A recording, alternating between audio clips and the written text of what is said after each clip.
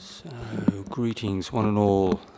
So, unfortunately, Ajahn Brahmali still coughing quite heavily. Picked up a bug in Singapore, so that may not be so conducive with the class here. So, he's just resting up at the moment.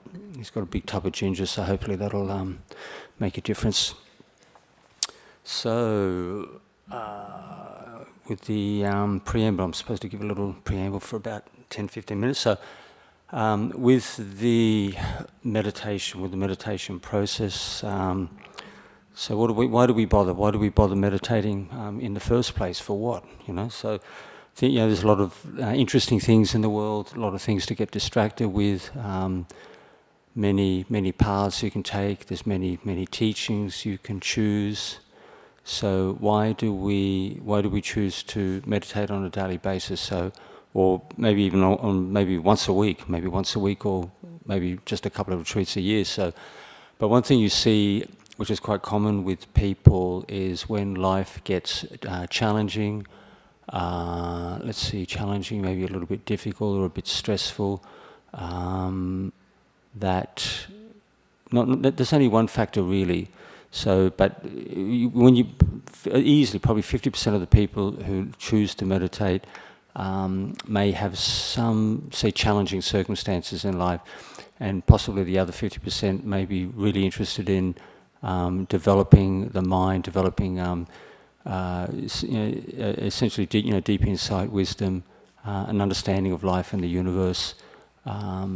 Developing the, say, could be the Buddhist path, or even the Hindu or Muslim path, even Christian. So every single major tradition has its meditative component, and it depends on your parami, your past life development, which will orientate what direction you move in, because essentially your personal karma is going to essentially affect the direction that you move in. So you may feel that you are in control of your life, and you make decisions and you have choices and this kind of thing, but you do to a degree, but in some parts you don't at all, because your underlying, what would you call it? The whole, you're the sum total of all your past karma. So this life, past lives, especially this life and the last life, is going to have the greatest effect on you,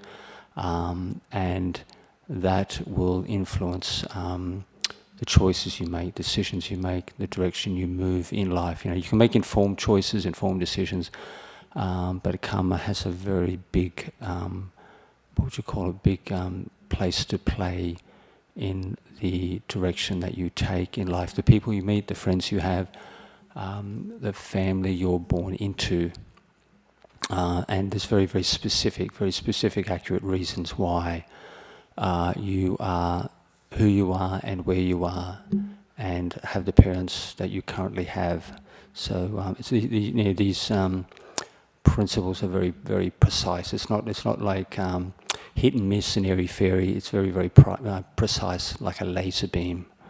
The parents, that you're born to, brothers and sisters, close friends, your abilities, intellectual abilities or whatnot, it all comes from past life development. And for anyone who has psychic potential, that will come from essentially from samadhi development. So you can develop psychic ability through, essentially the key principle will be meditations, genuine psychic ability through meditation as a key principle. But people will assert that you can also activate psychic potential with things like qigong, tai chi, different energy systems and whatnot. So when you're using the focus, when you're focusing the mind, increasing the energy of the mind, because the whole business with samadhi, one point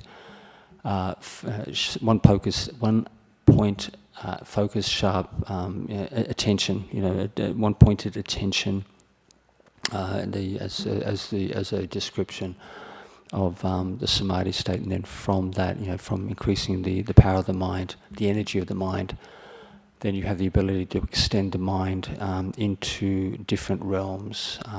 You can move the mind in a way where knowledge becomes manifest to you. You can come to know and see many, many, many different things. So people who have very, very good samadhi, exceptional samadhi, it's like you've got the internet inside your mind, and you can know and see many, many, many things, 1,001 things, but supernormal things, not the mainstream stuff you see on Google or YouTube, but stuff in relation with past lives and deja vu, and psychic healing, the ability to project the mind into different worlds, clairaudience. There's a vast range of psychic potentials coming from samadhi.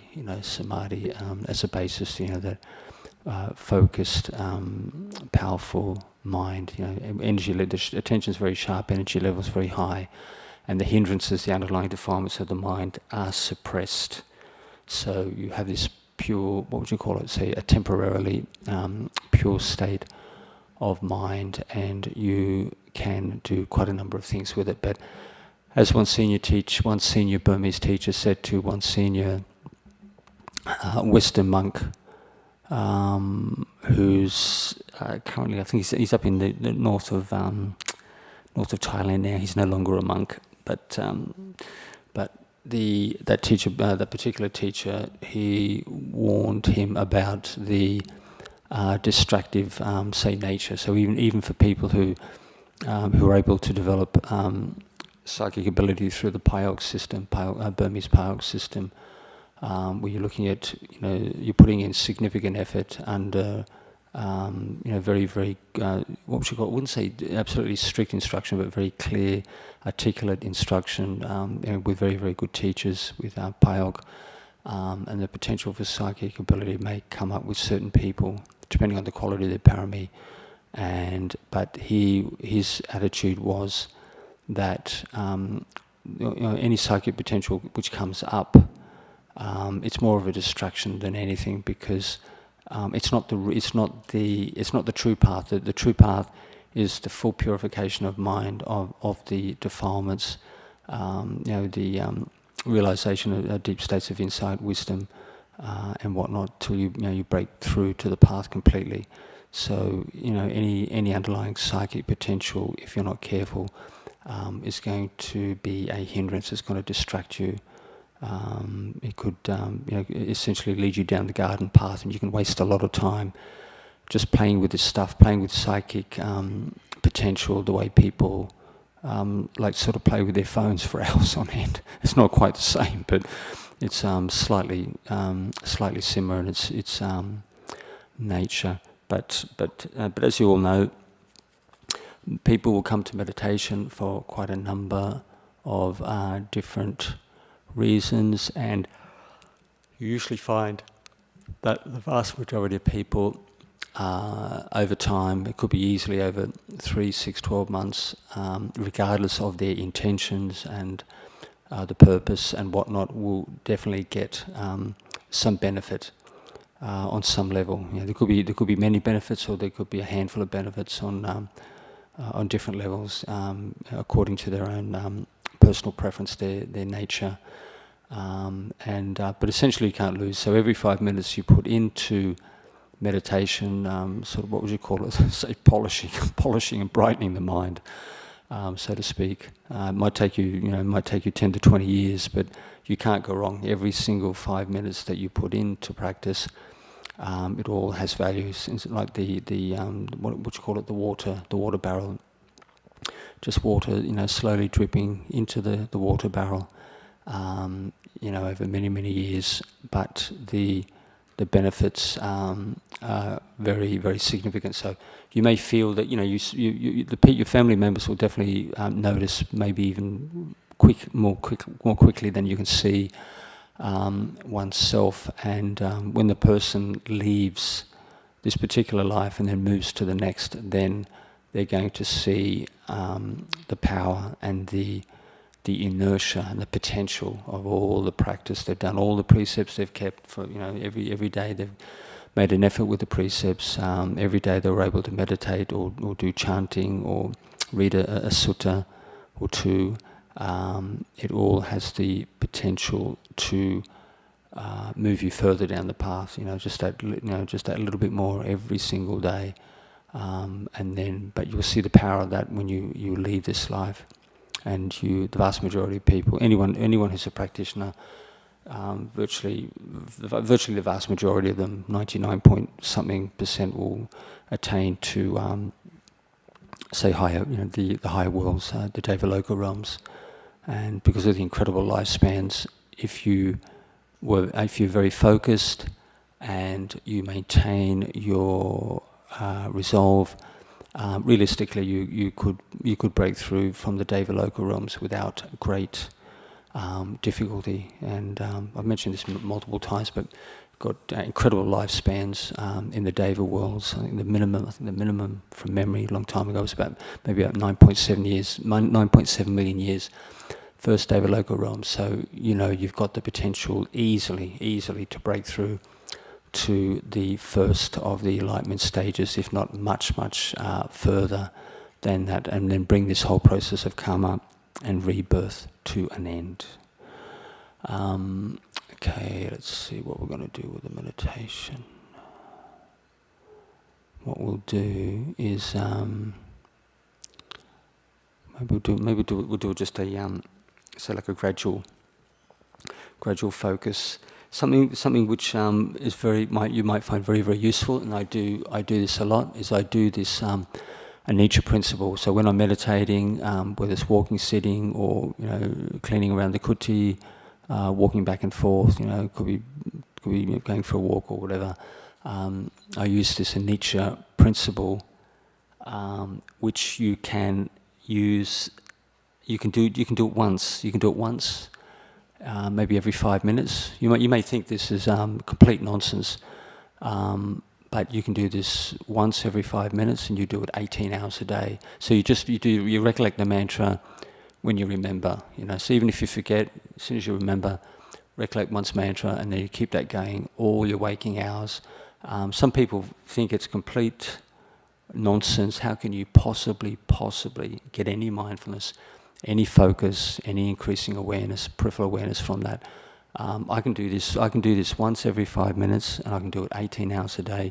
I can stop walking and sitting meditation completely for weeks on end, and just do this simple little practice, one mantra every 5 minutes, and I can hold the meditation together to a very, very significant degree.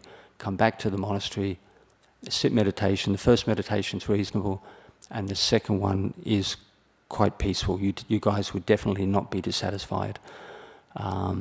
So don't ever underestimate this kind of baby samadhi. Very, very light, but you can work and function at full speed. Your memory's not impaired.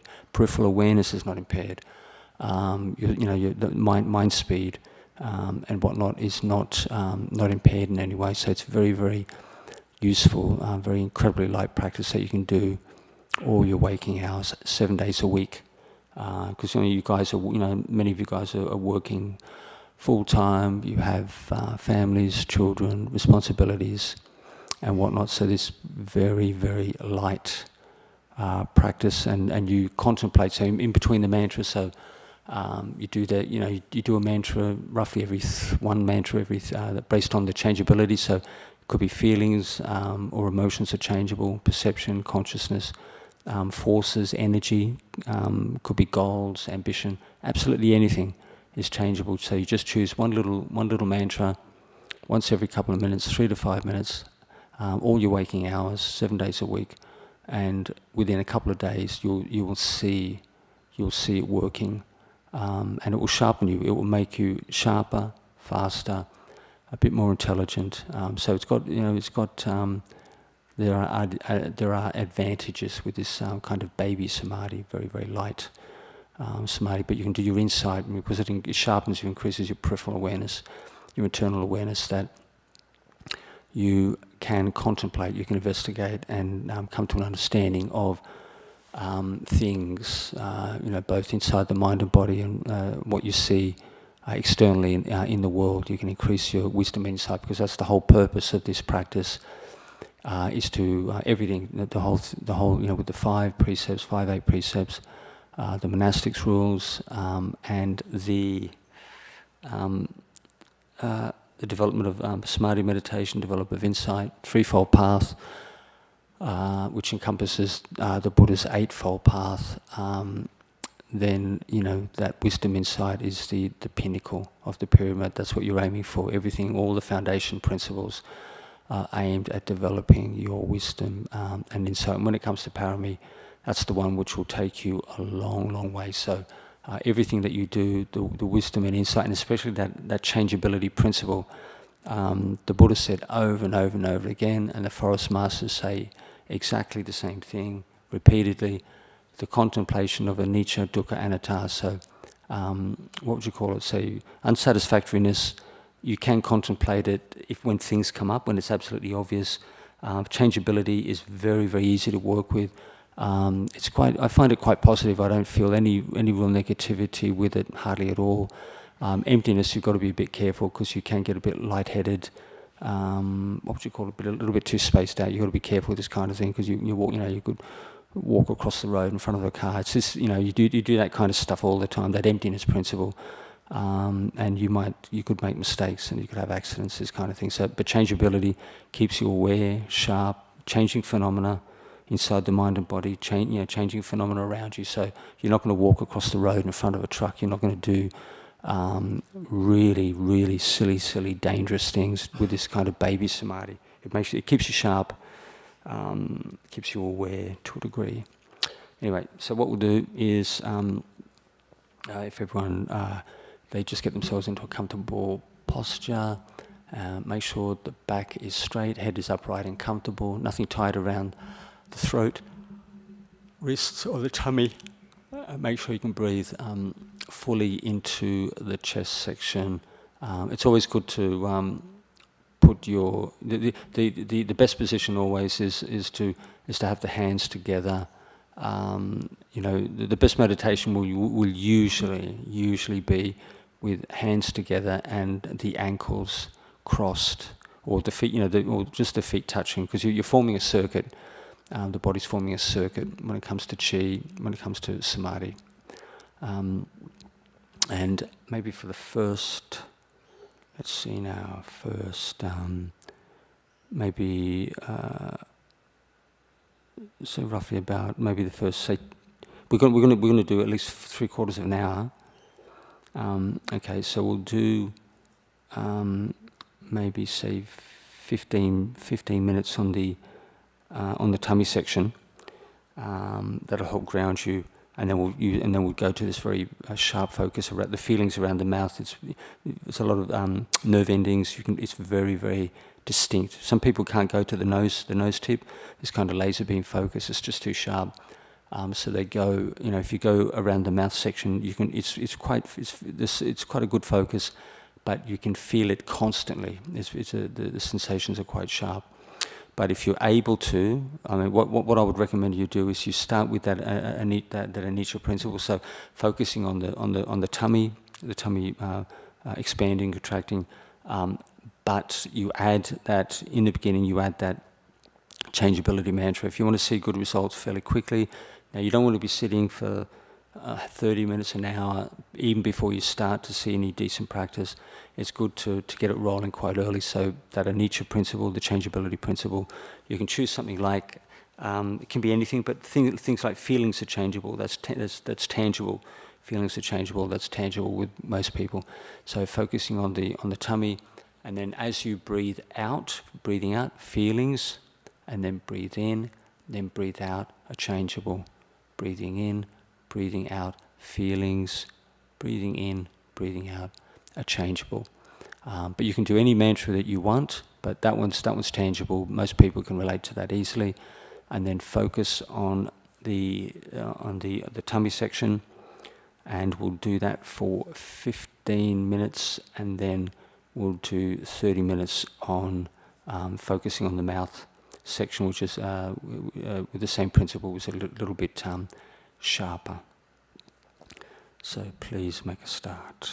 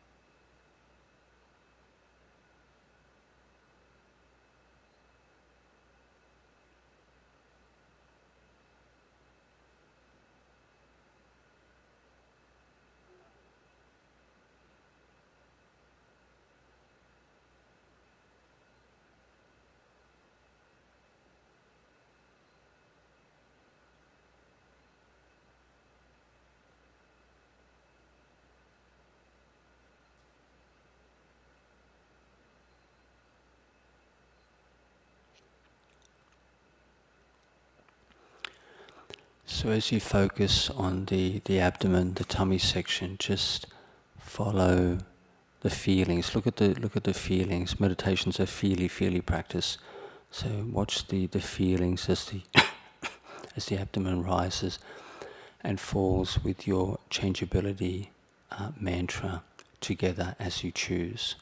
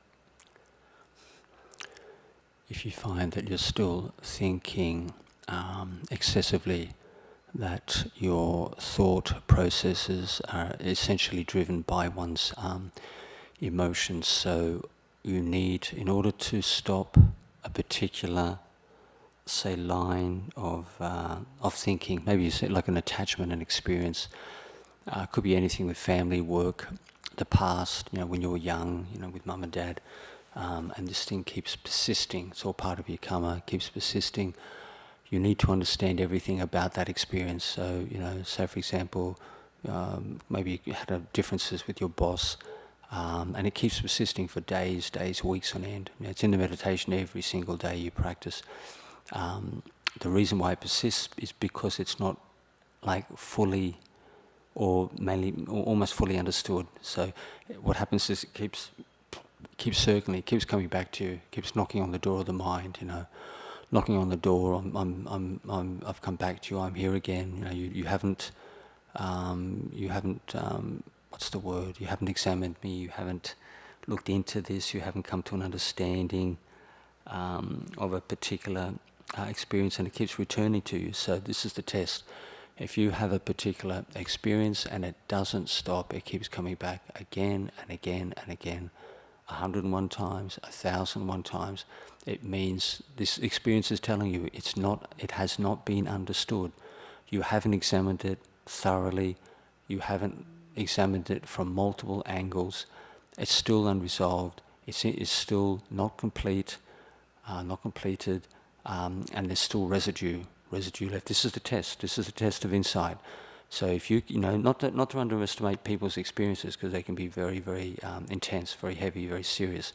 But this is the test for every single one of us, including the monastics, the long-term lay disciples, beginner meditators. If you can't let something go, that means that your insight and understanding into that experience is not, what would you call it, fully understood. It's not. You haven't. There's something which is hidden from you. You haven't seen it completely. There's something which is still lurking under the surface. Something, remaining, unresolved. This is a test. If you've got something happening, you could have had a breakup. Breakups are very, very, very heavy experiences, with multiple. It could be a dozen feelings. Could be 15, 20 emotions connected with someone you break up with. But in essence, that if you can't let that person go over 3, 6, 12 months, it means that the experience is not fully understood. You have not examined every possible angle, every possible feeling, and this will be completely obvious to you. If it keeps persisting, it has not been fully understood.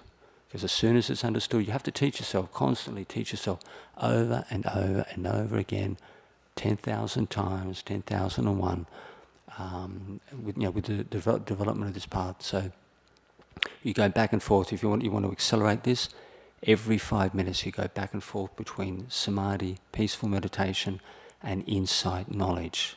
Develop your understanding, your insight. So if there's anything persisting in the mind, you've got to look at that and examine that thoroughly from every possible angle, and then do it repeatedly, and back and forth every 5 minutes. Look at something, examine it, back to samadhi. The energy increases, the sharpness of the meditation increases, improves. Then 5 minutes of peaceful meditation, and then at least 30 seconds of insight, and then back and forth, back and forth. I do this all the time, constantly. This is what gets you results. You don't want to be sitting 1, 2, 3, 4 hours, wasting. Samadhi is useful, but the whole purpose of samadhi is to bring you insight. That's the high purpose of this path. But anyway, just put it to the test and see what you think.